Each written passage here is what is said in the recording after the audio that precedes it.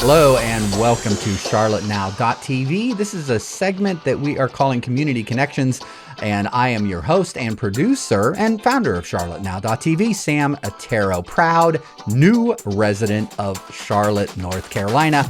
I am an experienced digital media producer and a retired digital media teacher as well. So I'm an educator and a musician, and I have a passion for utilizing the talents that I've been blessed with and the experiences that I've been blessed with for helping to engage people in their communities and putting the spotlight on those that are making a real difference in their community. And I'm very excited about this opportunity here that we have before us with this new endeavor called CharlotteNow.tv. We are going to be taking a look at people, places, and events, and of course having a lot of fun along the way. We're going to learn, and we're hopefully going to inspire people to help do the same, put their energies and talents to work at building an even more amazing Charlotte, North Carolina. We do so love it here. And one of the first people that I came in contact with when I moved here not too long ago was an amazingly inspirational young man by the name of Chablis Dandridge. And he has agreed to come on to our show, our premiere episode. And we're kind of throwing him off the digital edge here. And we're going to talk about life skills and opportunity after prison. This young man spent 13 years in federal prison and has since dedicated his life to helping others who are within the system navigate the system and make the most out of their time while they are there. And then, of course, dedicating himself to helping them make a successful transition for a very successful reentry into society. We are going to be discussing his book. He is an author, his activism that he engages within, and something called systemic opposition, I should say. Transformation. We're going to talk about that in theory and in practice. And of course, love, leaving a legacy of love through your work, and talk about what he is doing right now to make Charlotte such a great place. So welcome to the very first episode of CharlotteNow.tv, my guest and new friend, Chablis Dandridge. Chablis, thank you so much for joining us on the show. Thank you for having me. Oh, it's my pleasure. My pleasure. I'm honored not only to have you on as a first guest, because the work that you're doing is so vital, so important to our community, and let's face it, to humanity and in general. I believe that.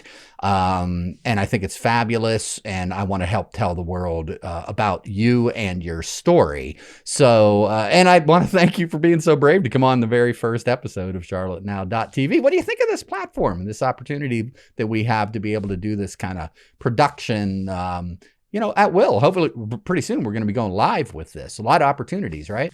Well, I'm grateful, to say the least, inspired, happy to be one of the pioneers, and just looking forward to what we're going to create in our space. Charlotte is such a wonderful city with some amazing people, so many just gifts and talents, so many riches. It's abundantly rich in resources. And so I'm just grateful that you're taking the time, your time, and creating this platform for people like myself and others in the community, so that they have a place to go share their gifts with our community. And again, I can't thank you enough for not only taking your time to do this, but for what you are doing for the community. So we only have limited time here. Of course, we could talk for hours. I mean, the various projects that you're involved in, my goodness, they could be the focus of a documentary film in and of themselves. So why don't we start with talking about you? Let's introduce you. Give us the thumbnail sketch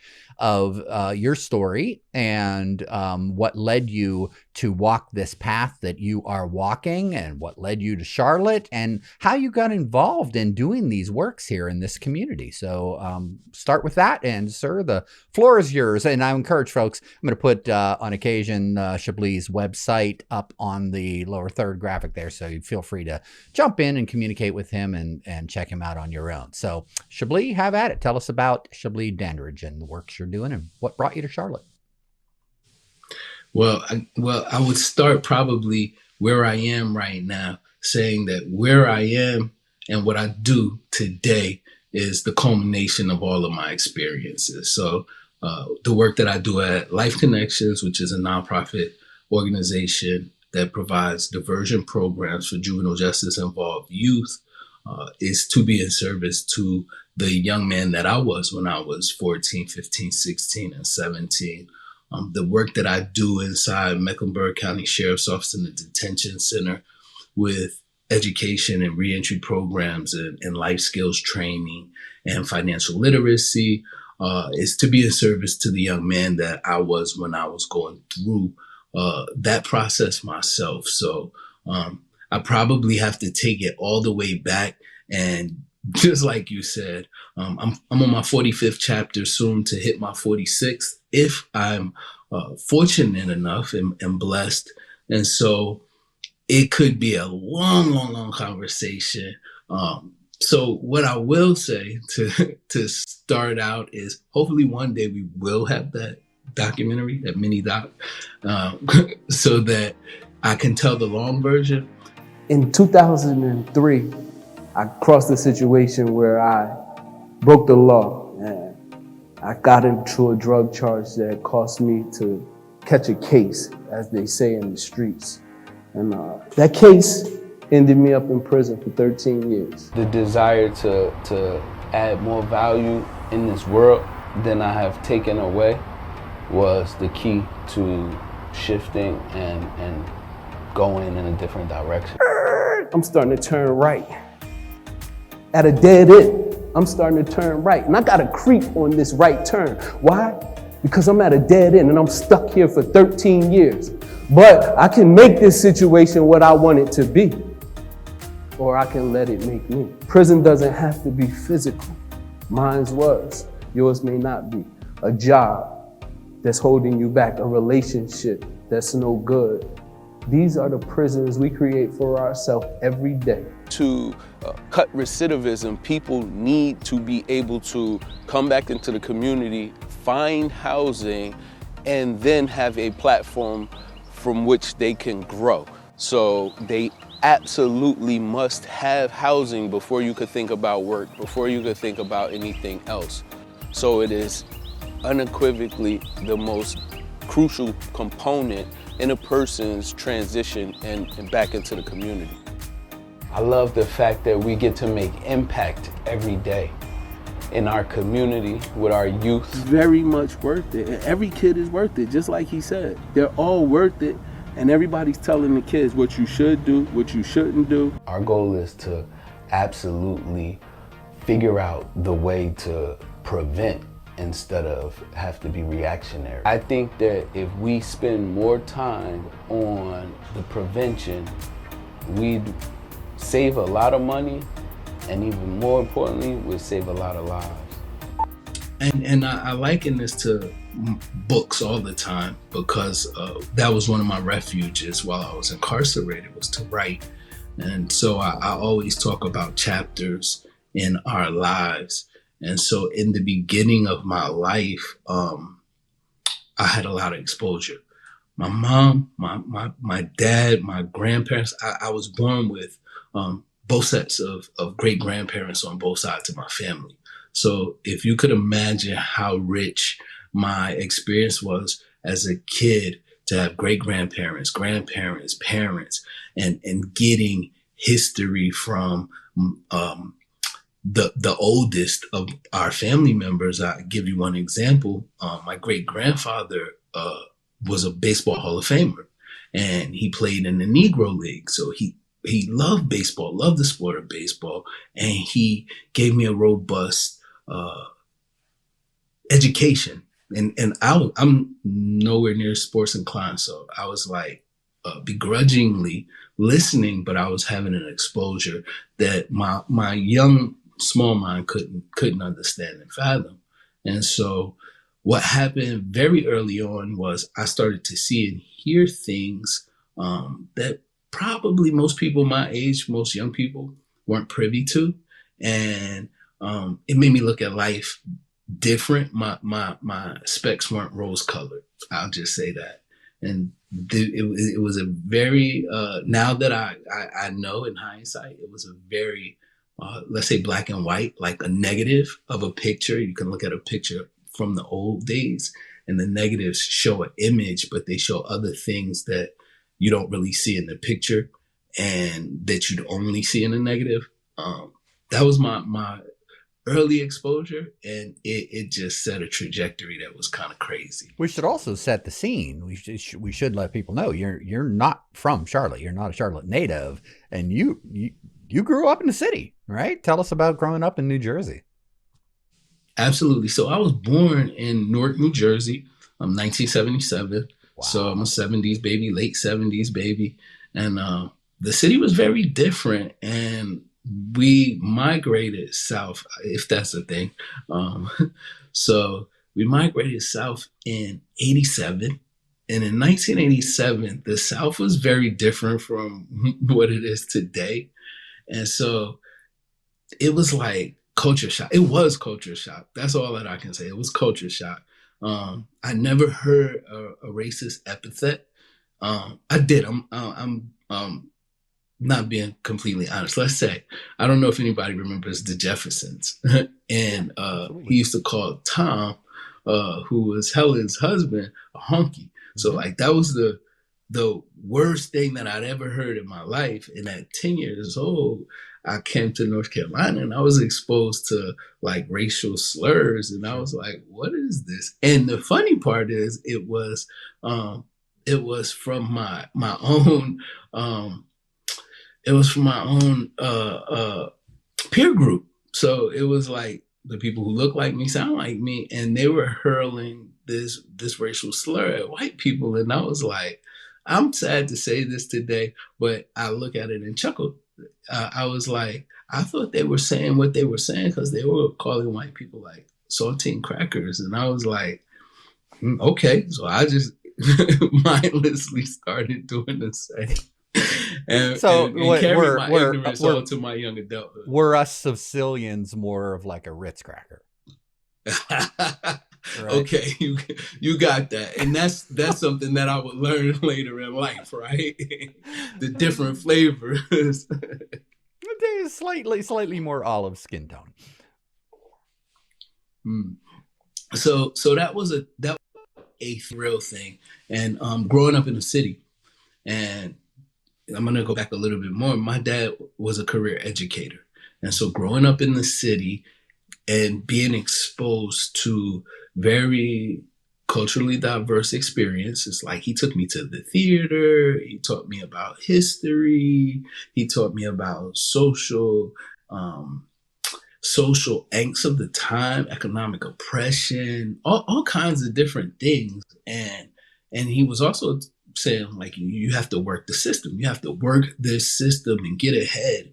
And today I liken it to a very old mentality of where Blacks came out of slavery, they went through Jim Crow, and then the civil rights movement happened. So advancements were happening, and they were climbing in the system. They were climbing. And when I got to the South and I started to actually pay attention to the system, the first system that I really got disillusioned by was the education system. I was learning things like my dad had a book a long time ago, and it was, I want to say it was The Conspiracy to Something Black Boys.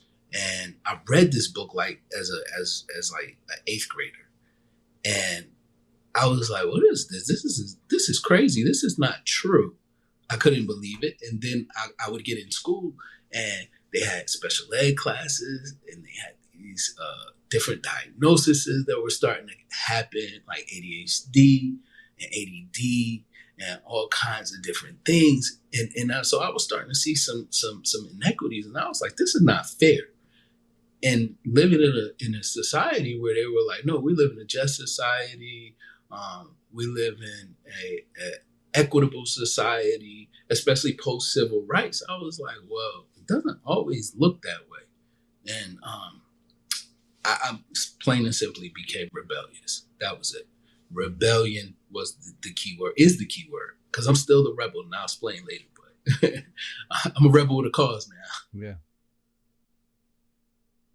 So going forward in my life, having these experiences, it led to a lot of challenges. That's the best way to put it. And a lot of people would say that what I went through as I had those experiences were like, negative occurrences. And I'm not going to say that they weren't setbacks. Really, if anybody could look at you in your eyes and tell you that getting shot at 18 and paralyzed was a good thing, they would be lying. Or I'm going to say they would be lying. Like, that's never a good thing. What I lost in that experience, I could never replace. And I will say that having all of those experiences prepared me to be the individual that I am today. So I think that they were valuable lessons, and then I give them more meaning and value by utilizing them to enhance other people's experiences from my own. Yeah, absolutely fascinating story. You talk about your experiences. I want you to outline some of these experiences through your rebellious phase and how this ended up with a 13-year, how this brought you to a 13-year prison sentence. I can't imagine going through something like that. I mean, tell us how it led up to that, how your life led up to that, and what age and all of the circumstances of that as much as you can. And we'll keep that relatively short. And then I want to get into the epiphany that you had to utilize what you learned during that time to help others. So I often say that I live my life in these highlights, these places where they were the most impactful and memorable experiences. And one of the beginning things that happened to me was at about 14, 15 years old. I'd gotten chased by the police and I got away, but my godbrother got caught and he actually got assaulted by the cops. And we were minors. We were going to the bank. And we were at the ATM machine. A car pulled up. They were undercover cops. We didn't know at the time. And when we walked home, I told my godbrother, I said, that car has been following us. And something about being a streetwise kid is that, you watch your back. And so we hit the block and the car hit the block and the guy got out with a gun and a leather coat and we broke. So we broke in two different ways. And he went down one way, I went another. I got away, got home, got my dad, who happened to be a part-time corrections officer, and we went looking for my godbrother, and we found him getting arrested. And I'm like, I don't know what's happening. So when they get back in the car, I look at the back seat, and I said, what happened to you? He said he punched me. And I said, why were you getting arrested? So he tells me the story, and I tell my dad, I said, Dad, we got to go back and do something. And my dad says, let's just be glad we got him back alive. And I was like, what? What kind of crap is that? And that started the rebellion in my mind to systems. So the education system I had started to believe was like unfair, or it had a double standard. Then the law enforcement system was I should be happy that my young brother got assaulted and that we got him back. Like, why should I be happy? What happened to innocent until proven guilty? And then does the law apply equally across the board if we were just going to the bank? That was a big thing. And the next biggest thing was getting in trouble, and I got in trouble down south with a bunch of kids, and I was the only black kid that got in trouble. And I ended up getting a 1.5 year probation when other people got pretty much off with the fine. And I got the fine too. I got $600 fine and a 1.5 year probation. And that was a second thing. And by that time I had broke for bad. It was all over. I'm not going to school. I'm not listening to anybody. I don't care what the police say. I'm not listening at home. And that started a trajectory that was just unbelievably tumultuous. And at some point, I ended up assailing somebody to rob them, and ended up getting shot in my back and paralyzed. And that was at 18 years old. And so here I'm hitting a pivot point. I'm like, I have a kid, one child, and a child on the way, and I'm hitting a pivot point. And I'm like, whoa, I almost got took out of here for something stupid. So I'm kind of having a little bit of an epiphany, not enough, but a little bit. And that set me down to say, hey, I have no marketable skills. I'm 18 years old. I have a kid. I don't know that I have another on the way, but in 2 years, I'll find out that I have another child. And I'm like, okay, what am I going to do now? And so I did what I could to sustain those two young lives and to try to give them some kind of semblance of a decent life, because I had one myself and I believe that they deserve it. And so that had me in the space of trying to go to college, but selling a little marijuana and, doing what my reputation preceded me to do out of necessity now. And after I sat in prison for 13 years, I sat out of laziness, because I sure could have went to a 2-year program and probably did it a lot different. But at 18, you think you know everything, and I certainly thought I did, and I tried. And so from about 18 to 26, I sold drugs to survive, and that's what reached the 13-year prison sentence.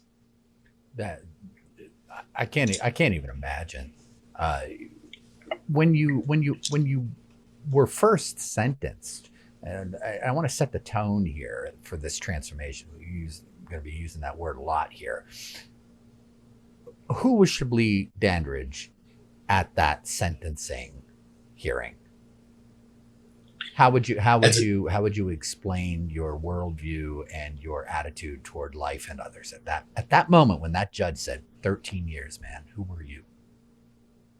At the sentencing, I was already a different individual in mindset, because at the arrest, when I knew that, hey, you can't get out of this, it's a federal sentence, they have these mandatory minimums, you're caught red-handed, I knew, I said, listen, I can't do anything that I did before. So at sentencing, I said, well, I gotta look the best that I can. So prior to that, I went back to school between the time that I was waiting to get sentenced, and I was doing all that I could to be involved in the community. I remember I was a minister in training at the time.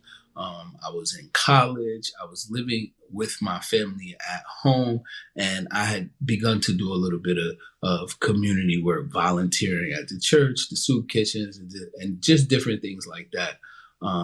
Still with my mind very heavily shrouded in systemic opposition, but now saying what my dad said, you have to navigate this system and you have to be wise. Okay. And so it started there, but it didn't completely start there, but a lot of it started there. And looking at my kids and calculating the days, it was 15 years. That's what I had to do.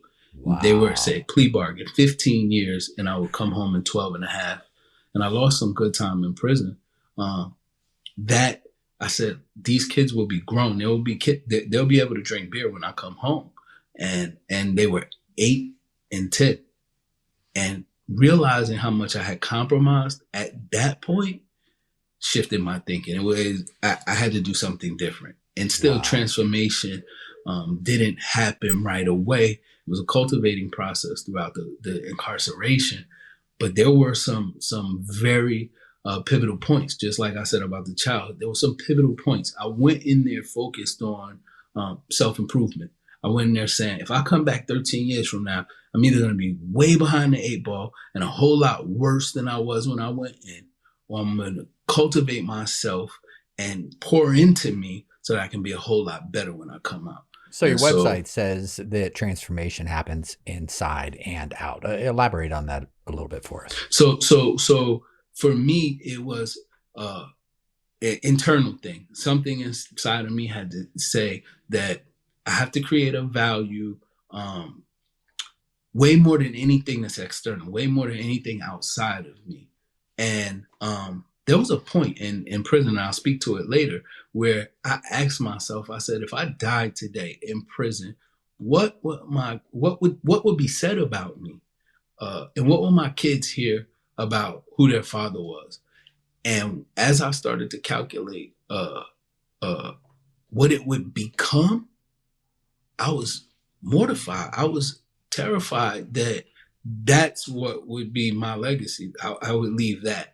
And that was crazy. That was one of the biggest shifts. But it was from the inside out, and it had to start in my heart. It had to start in my head. And then I had to exercise it by going to externalize and do things like go to school, learn a foreign language, use the skill of writing in order to convey messages and share with my family. And it also was a double entendre. Is that a correct use of that word? Where it meant I was on the inside and I'm cultivating like a diamond inside coal. I'm doing this so that when I get out, I emerge as something different. So And it what was point real. did you recognize that you had, did you see the opportunity to work with others? You're very passionate about working with those that are ensnared in the justice system. At what point did you realize that you could put these talents and what you learned to use to help them? How did that? I guess it's one thing to make these, to have these revelations for personal purposes and apply them to your life, but then to dedicate your life to a life of activism to help others, that's a whole nother level of commitment that is beyond self, right? So how does that epiphany happen? Where did that transformation take place? So it was incrementally, but it happened as soon as I got into prison. I was chosen out of all of the inmates at that prison at the time. And I think it was about 12 to 1,500 of us to participate in a program called the Back on Track program. And it was youth would come to the institution, to the visiting room, and a panel of us, like I want to say it was like 5 or 6 of us, would go out and we would talk to the young people. And it wasn't like scare straight. We would talk to criminal justice majors in community college. We would talk to young kids at daycares and summer camp programs. We would talk to middle school kids, high school kids. So it wasn't like scare straight. It was like, if you weren't on track, here's an opportunity to listen to people who've gotten off track, talk about staying on track, right? And that was the beginning. And then I taught parenting class. Well, actually, I took parenting class. I took Fathers Behind Bars, parenting, long distance dads. I took all of these classes, and then when I couldn't take them anymore, I started to facilitate them. And so when that happened, I saw a value for sowing seeds, and I saw a value for contribution, so to speak. And so it wasn't only that, I ended up getting a paralegal certification, and then I was helping people with post-conviction remedies in prison, trying to help them shorten their sentences. And then I also help people with administrative remedies in jail, like if they got an incident report, but it was unfair because that could happen. I would help them work through the administrative remedy process. I was helping people with family court issues, some foreigners that were going to get deported, and they had were being asked to give up their parental rights, and some civil cases where people were getting assaulted and they had civil cases going on. So the value got created inside. And then like you asked about systemic opposition, this was my way of taking a stand against the injustices. Like anything that I could see that was clearly wrong, I'm going at it. Like it was that little kid who rebelled, and couldn't put his rebellion in words, right? I think somebody said, and I can't remember, and it's probably often said that riot is the voice of the voiceless. Like they're speaking their hurt or whatever in the riot. And so that was me with supporting people, helping people, loving on people, sewing into people's life. And then again, I told you there was this time where I was in solitary confinement, and I was watching the things that my belongings, the ones that you could have in solitary, come through a tray trap, right? And they were saying, like, you could have a oodle noodle soup, a bowl, your coffee cup, your coffee, your pictures, your letters. And when the pictures and letters started to flood the floor, I looked at my feet and I said, this is the totality of what I created in my life right here. If I die right here, that's all I have. I don't have anything else. And that was a big pivot point. I was in there for 4 months, and that was a big pivot point. Even though I had done all of that other stuff until then, I looked at my feet and I saw my life, and I said, this is the legacy I'm going to leave. And it just wasn't, I couldn't. Wow. And I had that's changed. Incredible. I had changed. That was 6 years in. I was 6 years in prison. And so I had way to go. Many things. Book. Yeah. I actually completed that book while I was in the. No, I didn't complete it. I'm not being 100% honest. I completed it in 14, but I completed much of that manuscript in that solitary confinement. How many books have you written? How many books have you written? So I've written 5 altogether, 5 manuscripts. And the one that I put out was a letter to my sons, leaving a legacy of love. And that wasn't the subtitle in the beginning, but somebody suggested it, and it perfectly spoke what I wanted to say, the mark that I want to leave in the world. And so I was like, that's it. And we put it out. Yeah, nicely said in an article. Actually, some of the works that you're doing are getting national attention. You've been covered on the news, and not to make this about you, there's not a celebrity element to this. I mean, I know you're doing this because you feel that this is your calling and what it is that you're supposed to do to give back to the community and to help your fellow man and sister, if need be.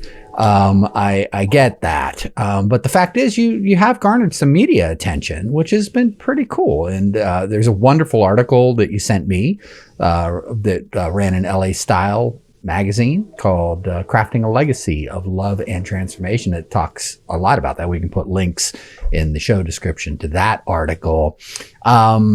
So let's fast forward then. You're starting to write now. Tell us about the real estate component to this. I thought this was really interesting. My first meeting with you, you were telling me about your passion for real estate and helping educate people and build bridges between landlords and people that are coming out of the justice system. How did you get involved with that? And tell us a little bit about that process and what you're doing now in your activism.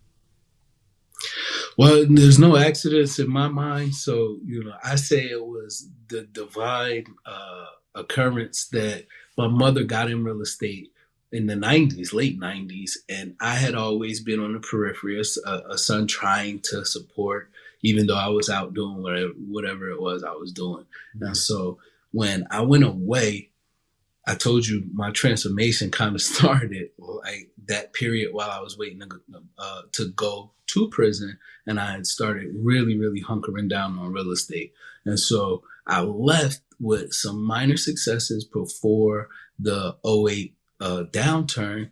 And I focused. I said, well, when I come home, I know something that I can do because I had already done it. So I said, well, I'm going back into real estate when I get home. And I read a lot of books, and I talked to people on the inside about it.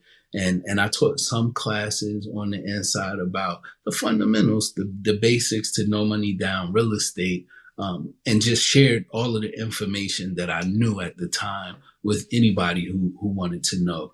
Another way of giving back, another way of sowing a seed, and another way of hopefully creating a neighbor who's capable, and also someone who would be in my success network when we came home.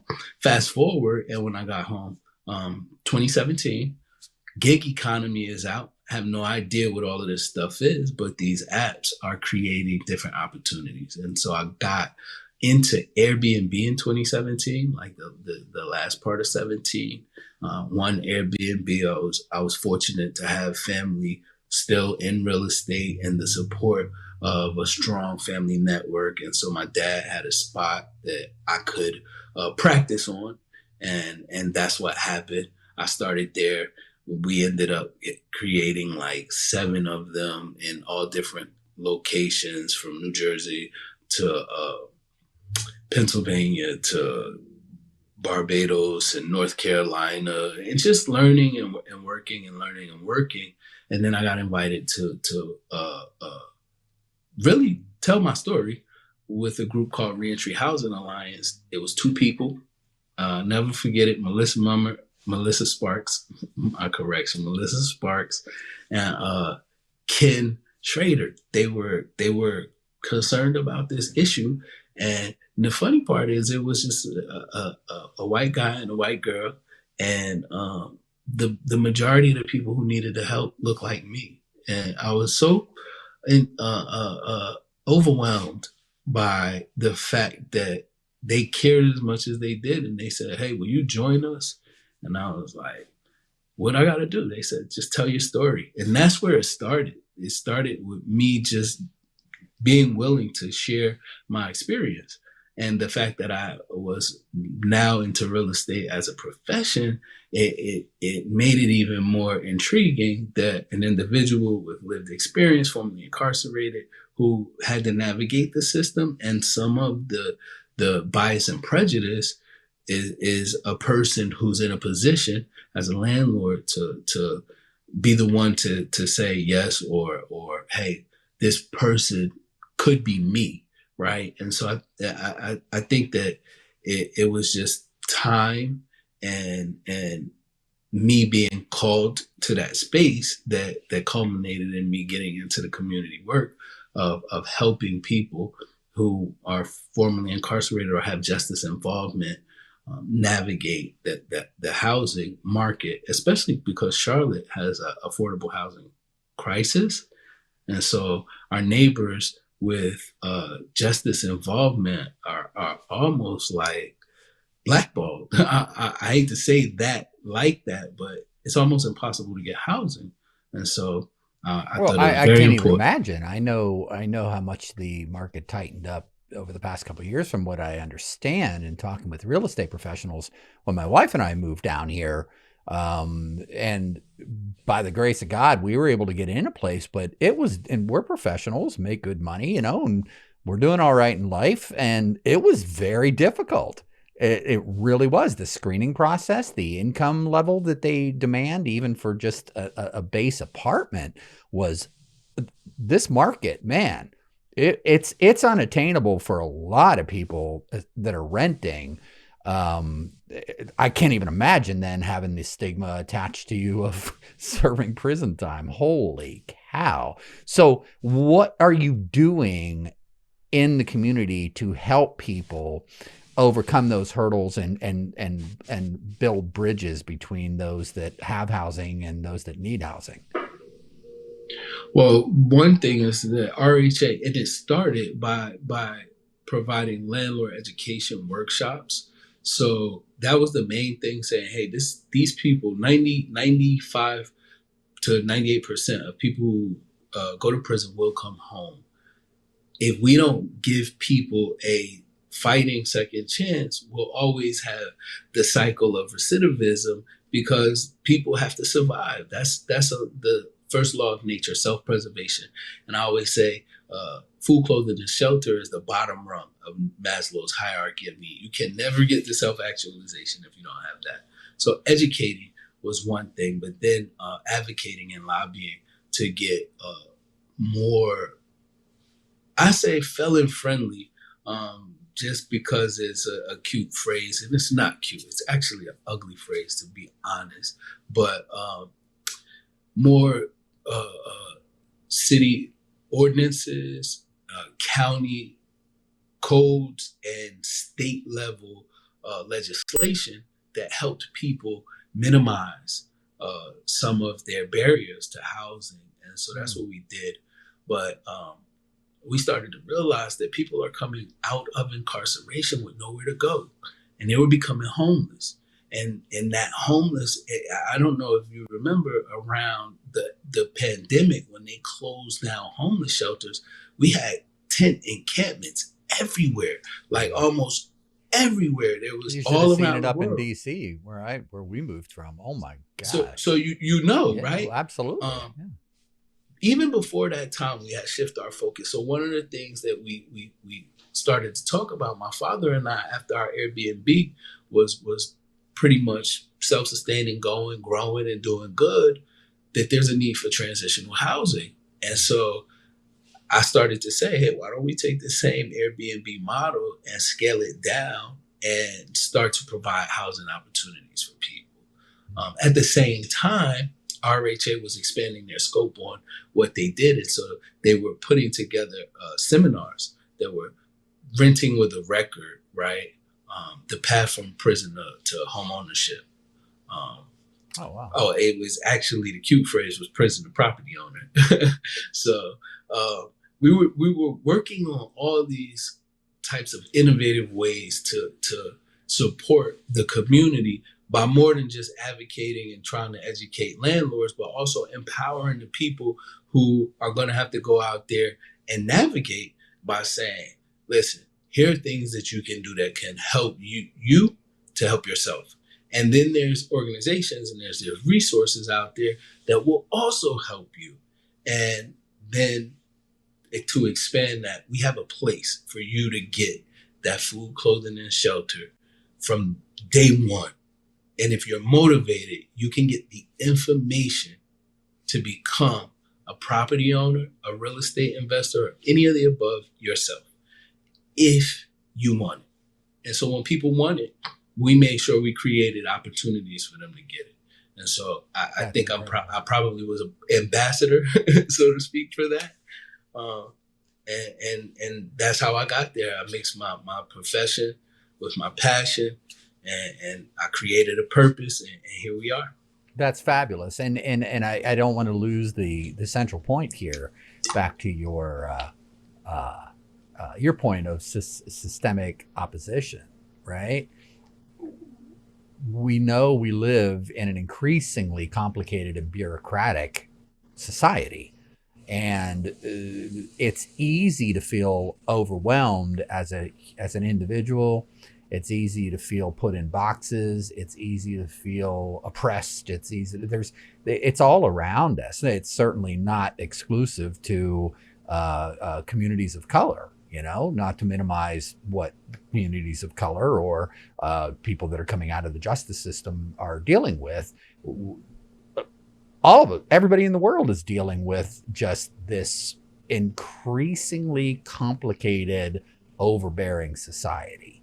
And it's to find somebody with a heart such as yourself that is recognizing that, we can't just simply sit and do nothing but complain about the system, but you're actually working within the system to transform the system while educating people as to those pathways, what exists, what has exists, the resources that exist, and then ultimately empowering them to follow suit and do the same thing. That is a model for activism that I applaud, sir. And that's why I was so excited about having you on this first show, Community Connections. That's what this is all about. I mean, I could sit here and do tons of shows, and we'll do the tourism stuff. We'll do the, best, what's the favorite type of barbecue sauce type things. I'm sure at some point somebody's going to drag me out and do something to do with NASCAR or hunting or something or sports. All right, we're going to do all that kind of stuff and have some fun on Charlotte Now. But I really wanted to set the tone, especially with this community connections concept, which is people connecting community. And you're an example of that. So I think it's fabulous that you're doing what you're doing. I want you to launch in real quick. We're going to need to wrap this up. And again, we could go forever. We'll have you come back on the show and talk about specific initiatives and maybe bring some success stories on. I would love to have you and Melissa come on and talk about the Housing Alliance, or maybe somebody from there. So we can get into this. Is just the beginning, man. Right. So that said, walk us through all of the amazing activism focused projects that you have going on. You mentioned Life Connections. You mentioned in your bio that you sent me, Soar the World. Talk to me about the various aspects of your activism and how you're seeing the fruit of those efforts and this dedication blossom here in this community for the better. So, wow. Yeah, I threw a lot at you, didn't I? Hey, look, you said we got to wrap it up soon. So I will try to be brief. And I'm gonna start right here. No, I'm not asking you to do this in 4 minutes, but I mean, again, we could go on for 3 hours here. So exactly, and it can get cumbersome and lengthy. Yeah. Because I sit on a lot of boards, and it's all around the space of loving and transforming. For me, I stand for a transformed world now. That's it. That's what the SOAR project was. It is standing for human greatness and human decency. That's it. And everybody deserves love. Everybody deserves to live dignified. Everybody deserves to be able to pursue life, liberty, and the pursuit of happiness by whatever they believe makes them happy, as long as they don't hurt somebody else. And I believe that wholeheartedly. And so systemic opposition and uplifting the underdog, like being there for the underdog. So I'm not only talking about people of color. I'm not only talking about people with disabilities, formerly incarcerated. I'm talking about little kids who get bullied. I'm right now in the process of working with a app developer who created a mobile app to deal with fatherless households. And that doesn't mean because they're gone. You may have a father who's a corporate executive who's always gone from home, so physically he's not present, right? That deals with mental health, deals with mentorship for kids who may be experiencing anxiety, depression, and suicidal thoughts. The Dad app, I'm in that right now, in the process of that, in conjunction with Life Connections, supporting juvenile justice involved youth. I also sit on the board of Access to Justice, where Melissa Hortacek, she's the lead attorney, and she takes cases that nobody else will take. And she helps people who have been wrongfully incarcerated, wrongfully accused, and most of the time pro bono or at very little cost. There are just so many different things. Our LGBTQ community. One of the things that, as I got into community development and through the housing thing, I found out people who were dealing with the sex offender registry were getting discriminated on extremely, but even worse than just people with criminal records. And no matter what, I mean, I'm nobody's judge, but I want to be treated fairly and equally. So I want to give everybody that same love. I want to give everybody that same opportunity. It's up to the person to show the merit of, hey, I deserve this. Hey, I'm going to be a good neighbor, and any other thing that would have somebody receive them or judge them however they do. But I mean, there are so many different things that I'm involved with. Building Hope, Building Commitment is another organization that I sit on the board of. Eradicating homelessness through creating truly affordable housing opportunities and bringing together the faith-based community to do so. Employment readiness and career development. Somewhere along the lines, if I'm not doing it personally, I'm associated with a network of loving individuals who are. And all of us stand for a transformed world now. Like, we don't have to experience racism. We don't have to experience a deficit in housing. We don't have to experience a deficit in kindness, a deficit in love. It's the simplest thing to do. Is to care. It's the simplest thing. And a lot of times, people just don't, for whatever reason. And so I believe truthfully that my purpose on this earth is to be that example. And to be that example a lot of times means, putting yourself last or second, right? And putting your neighbor first. And it's reciprocal.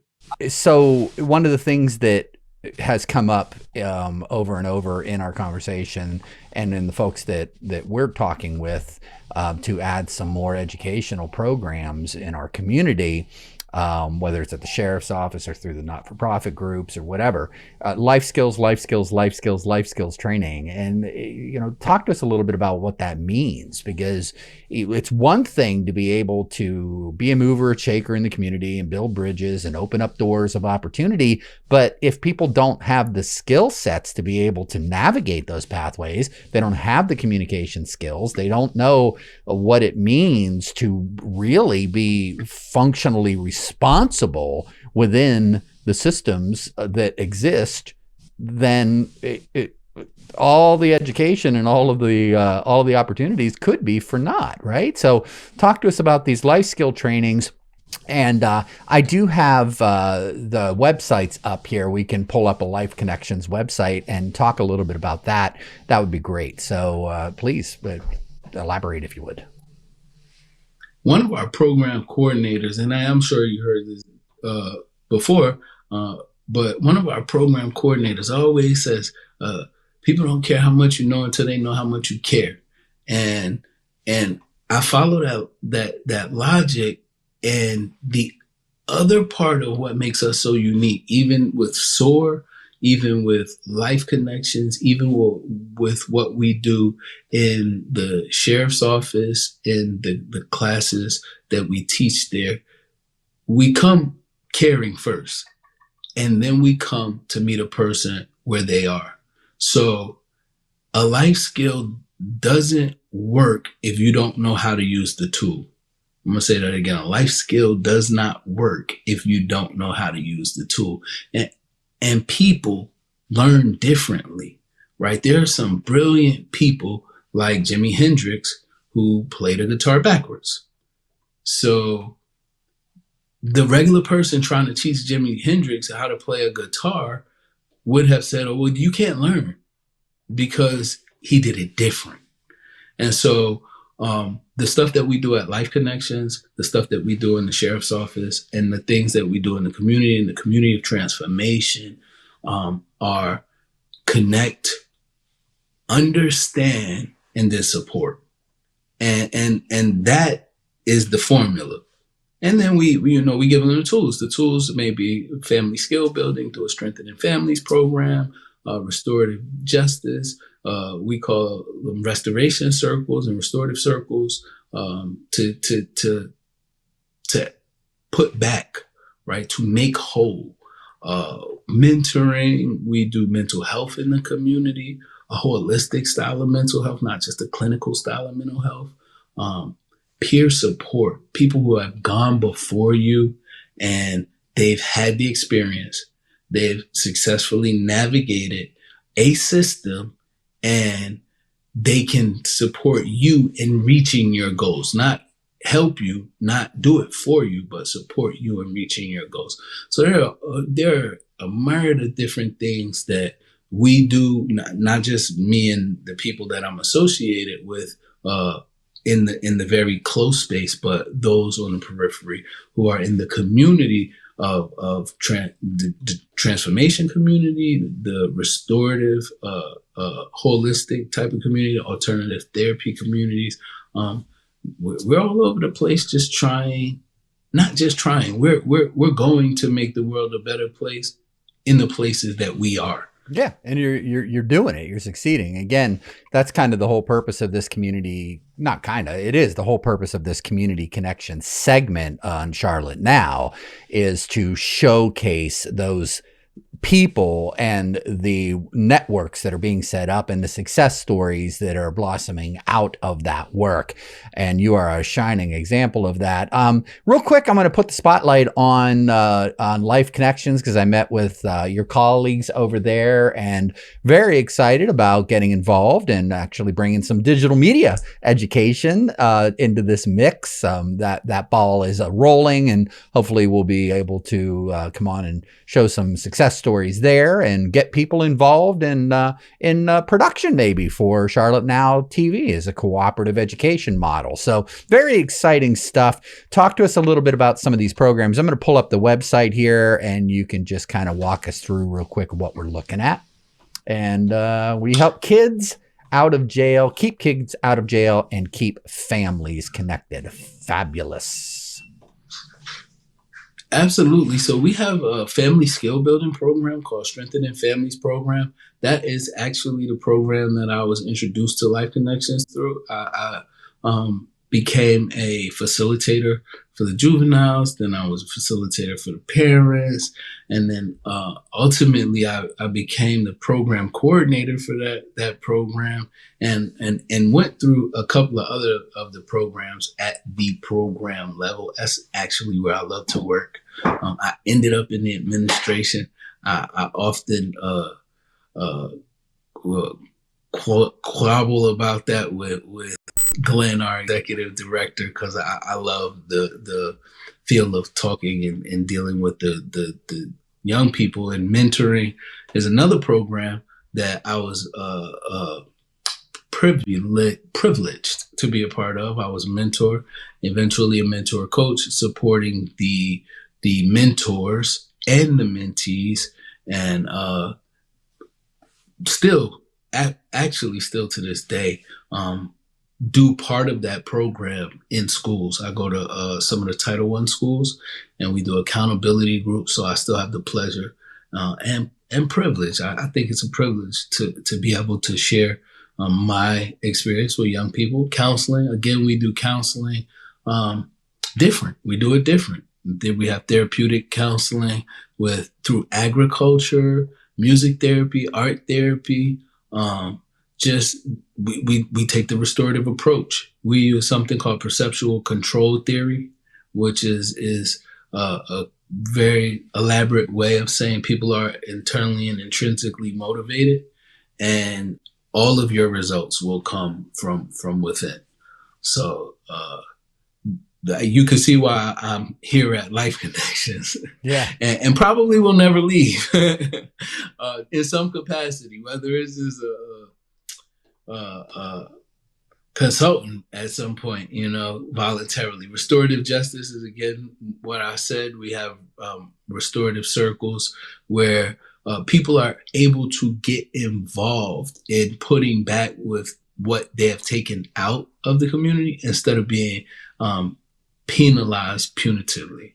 They can add value and see how they fit and come back and have some pride to being a part of that answer. Oh, and you're working beyond Mecklenburg County as well.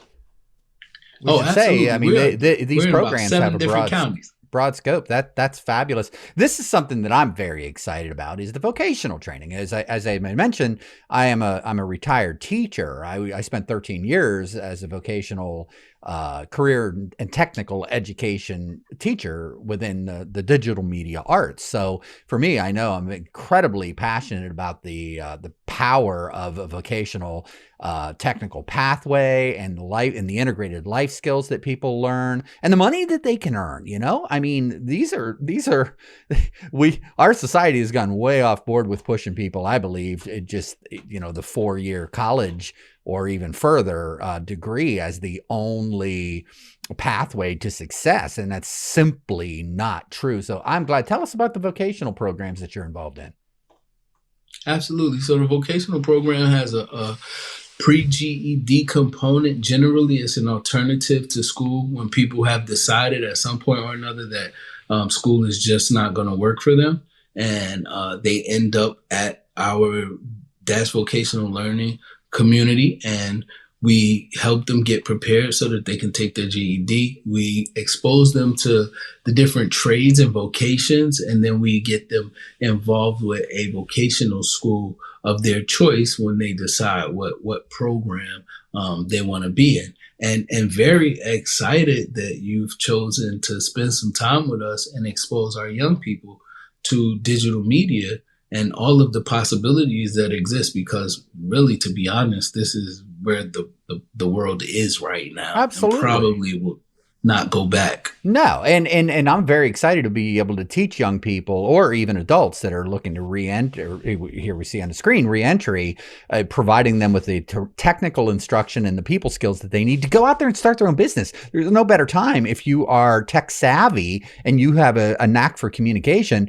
Man, oh man. What you're seeing here, you can do this from a laptop at your kitchen table and go out there and promote yourself, serve your community, and make a difference in your community and make darn good money doing it too. So it is incredibly exciting. And I'm getting all worked up, man. I'm so excited about meeting you and all these possibilities and everything that we're seeing happening. Let's leave it with what's happening at the work that you're doing with the sheriff's office and the reentry programs. Absolutely. So as you can see, Glenn has been at this for a long time, since 1998. Started in psychology, but really, really, really is a humanitarian at heart. And so when you put all of the disciplines down, it's just really about loving your neighbor, right? And doing unto others and wanting more, just as much for the next person as you want for yourself.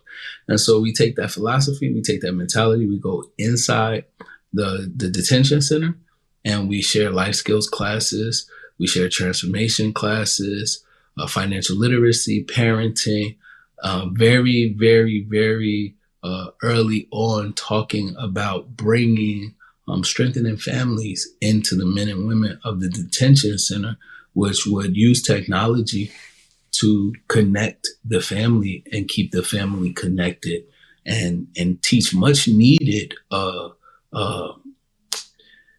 family skill building skills with communication, temperance, love, thoughtfulness, mindfulness practices, and understanding, most of all, understanding. And also from people like myself who've had the experience, have been a father from a distance for over a decade, who can share the experiences, the wisdom, the aftermath, because it is an aftermath. 13 years of separation, 13 years of, well, why didn't he love me enough? There's trauma, and healing those things are intentional. It's not something that you could just say, well, let's not talk about it, because it doesn't get better that way. So, yeah, and it takes time and work, and a support system, I mean, you're a prime example of that, of lifting yourself up out beyond your circumstances. One of the things that impressed me about you, I remember our first conversation or the first time we met in person, and you had talked about well, let's just say you don't give a lot of room within these programs for excuses. And I remember you saying, you look at my scenario, look at what I've come through, look at where I am in this chair, and let's try to shelve the excuses here, because if I can do it, right? And sometimes that's all it takes, right? Mm-hmm. Just to look at somebody else and be like, man, there's no reason in this world why I can't. You know what? And really quickly, I was out at the transitional house and I was getting ready to leave. And this guy said, he said, "Hey, what's your name?" And I said, "Blee," because I was kind of like nervous about why he's asking me my name. He said, "Hey, you been to prison?" And I said, "Yeah." He said, "You been to Fed prison?" And I said, "Yeah." And he said, "You teach class in the jail?" And I said, "Yeah." So he came across the street. Big deal. He was in one of my classes in May. And he said, "I took your class and everything you said to heart." And he was on a violation. He was going back to the feds to finish some time. He said, "I got to the Fed compound. I went in the computer and looked you up." The long and the short, he's home. He's doing something different. I was able to give him my contact again today. And so we're going to connect. And he's going to probably be one of those success stories that I'm also thrilled and enthused to see every time that I see one. That's my big payday. That's fabulous. I don't know, but my big payday is every time I see somebody come back and say something like he said or accomplish way more than I'm doing. That's my payday. There you go. Pulling up your website. So if you want to communicate with Chablis, he's got support and all sorts of videos and more about his speaking engagements and wonderful links and pictures of him and his beautiful wife, publications, and contact, of course. So really nice presence that you have here online, man. I really encourage people, go to ChablisDandridge.com. Chablis, it has been a real pleasure having you on the show. I couldn't think of a better guest to start out our venture here with Charlotte Now. And, let's send people to ChablisDandridge.com to learn more about this man and the work that he's doing in the community. Chablis, closing thoughts, and we'll go ahead and wrap this up. Well, I just want to say thank you, Sam. I really appreciate the opportunity, and I also appreciate what you're doing. Not only Charlotte Now TV, but the fact that you want to be involved in our community, like Melissa and Ken, and you want to add value, you want to create value. And so I'm looking forward to many more of these wonderful shows. I will be probably your first favorite fan and watch every last episode that you put out. That's awesome. And look, if you need some more interesting people, I know a couple, and I would love to come back in the future. Maybe one day I could twist your arm into creating a documentary. Yeah, there you go. It's amazing. There's so many possibilities that we have before us here. I am looking forward to moving forward, as they say. Chablis Dandridge, real honor to meet you, my friend. I'm looking forward to many years of fun and success out there in our community, helping others make the most out of life. And you are really a prime example of what this show is about: community connections, making it happen, putting it together, and providing pathways to build a better tomorrow for everybody. Thank you so much for joining us.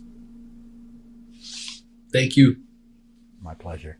All right, there you have it. Folks, my name is Sam Ettaro, and I'm coming to you from my studio here in beautiful Charlotte, North Carolina. I am a new resident of Charlotte and very excited. I'm a musician, a video producer, and an educator. Very excited about utilizing these technologies and the gifts that the good Lord gave me to help make this community absolutely even more awesome than it is, if that is indeed possible. But you know what? It starts with you. So the bottom line is, if you like what you're seeing here and you have a story to tell, or you know of somebody that has a story to tell, please get in touch with us at charlottenow.tv, and we will talk with you about your story ideas and put something together to help you tell that fascinating story of people making an amazing difference here in the Charlotte metro area. Again, for everybody at charlottenow.tv and my new friend Chablis Dandridge,